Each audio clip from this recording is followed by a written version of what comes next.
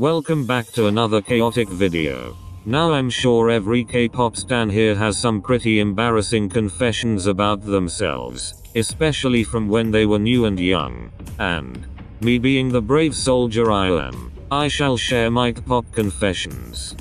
And pray I don't get cancelled, cause boy I was cringing so hard just writing this stuff down. Hence, to my guys, gals and non-binary pals, today I present to you 12 Kpop confessions that would get me cancelled faster than Kim Woojin. Strap yourselves in and enjoy. Number 1. I low-key used to be a toxic army. You know how when you're a new and young stan, you think it's necessary to hate on groups and fandoms that aren't your faves? Yes, like many, this is the phase I went through when I was new to K-pop, and lord was it embarrassing. I used to dislike other groups simply cause I didn't want them to be as popular as BTS, and argued in Instagram comment sections with non-armies over the dumbest reasons. I remember I had this strong dislike especially towards YG groups cause I wonder why. Gee, thank you locals. But it was up to the point where I would hit the dislike button on several YG music videos and refused to listen to any of their music. Thankfully though, I wasn't too toxic of a stan. I didn't do or say anything that had offended people from other fandoms too much. At least I hope I didn't.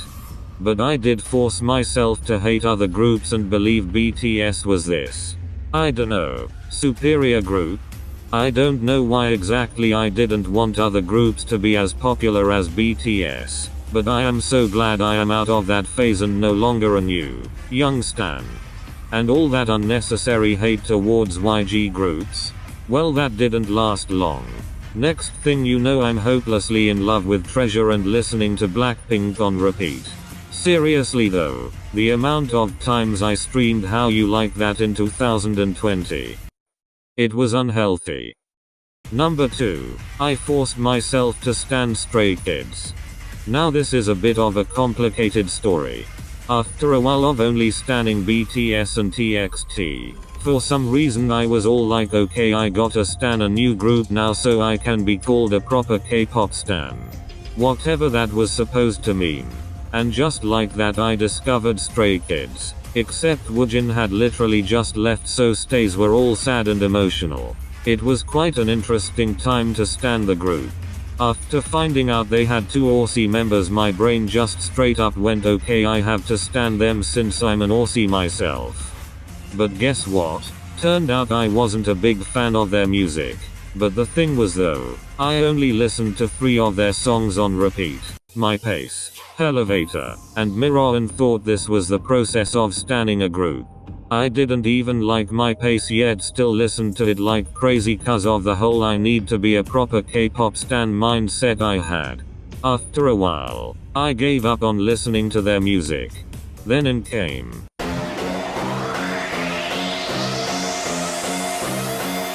God's Menu era.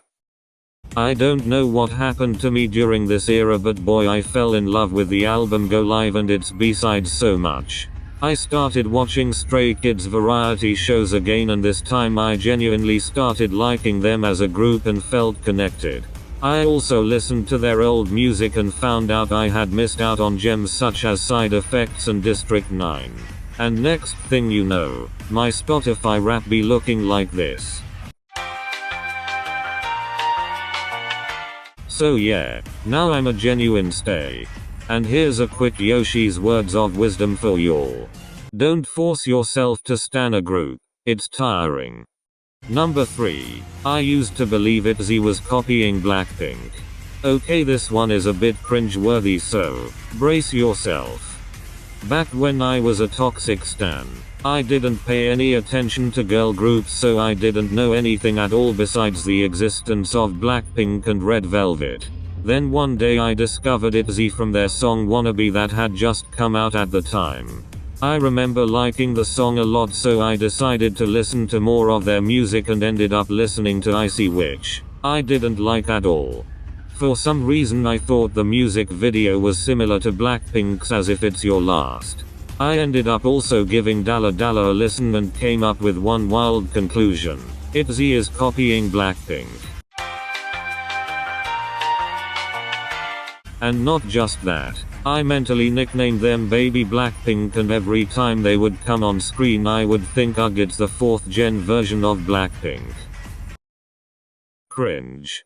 Petition to cancel the 2020 version of me, sign up now. This is not a choice. Anyways, after getting out of the toxic army phase I figured that Itzy has their own unique style of music, and started to develop a liking towards them. And now surprise, Itzy is my favorite girl group. Number 4. I thought J-Hope from BTS was ugly when I first saw him. Okay, now this one I am really ashamed of. If science ever finds a way to time travel, expect me to go back to 2019 and beat up my old self up for all the nasty things she said about poor Hobie. I remember watching the behind the scene clips to Save Me and thinking he's kinda ugly, and didn't pay much attention to him because of that. I absolutely hate that I thought that way back then. Thankfully as I got older, I opened my eyes and stopped judging people for their looks and started paying attention and realized just how gorgeous my guy Jong Hoseok actually is. I mean like.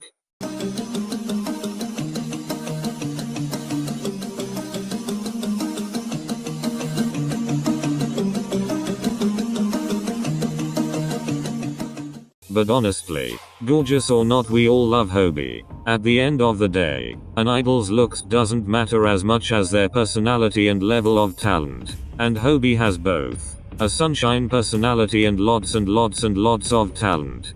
In fact, my own mum is a really strong Hoseok Stan because of his sunny personality. She literally keeps a photo card of him in her wallet. And now Hobie has been my permanent bias wrecker for the past 2 years. Him and Yoongi are my favorite people in the whole K-pop industry. So moral of the story. Stan J-Hope or else JYP will come haunt you in your dreams. And I'm telling you, those dreams ain't gonna be good. Number 5. I don't think Cha Eun-woo is that good looking. Okay, now before people come at me with an axe, I'd like to say, just like with J-Hope, I like Yoon-woo for his personality. I don't know much about him, but so far he seems to be a cool, smart fella who respects everyone around him. I do not hate or dislike him at all. Thank you. Now let's get a little more aggressive. I just don't exactly get all the hype around his looks. Like, yes, I do agree he is quite gorgeous and a perfect group visual, but I don't exactly see why people have given him the title for the most good-looking celebrity in Korea. I don't wanna say any names, but there are other idols that I believe deserve that title instead of Yoon-woo. But then I'm the same person that thought Hobie was ugly, so might not wanna trust me. Number 6. I didn't stan Enhypen when they first debuted because I wanted to stay loyal to Treasure. Another cringe-worthy one. So brace yourselves again. I didn't watch any episodes of Island besides the very last one where Enhypen was formed. I remember seeing Nikki cry and my heart go all. Aww. And I did have a low-key plan on stanning them. That was though until I realized I Am a Tomb and Treasure is literally my favorite 4th gen group. And knowing that there will be a lot of fan wars between Tombs and Engines since they come from rival agencies, I decided to back off from the idea of stanning Enhypen so I could stay on the side of Tombs. Yes, the side of Tombs. Cringe. Y'all really better sign that petition. So anyway, eventually Enhypen debuted and Give and Taken came out. I avoided it at all costs. But then in 2021 Drunk Dazed came out and I liked it way too much and ended up listening to Enhypen whole discography. Watched a few episodes of their variety shows and next thing you know I'm awake at 3 AM crying over Hee-sung's cherry red hair. So oops. But yeah, I'm now an official Engine and as well as a Tomb and it's been great. 2020 me was wrong about having to stay loyal to a group. Yes. I do still prefer Treasure literally over any 4th gen group in existence, but that shouldn't stop me from loving other 4th gen groups too. Now another quick Yoshi's words of wisdom. You can stan as many groups as you want. Slay it. Number 7. I unstand Gravity and 17.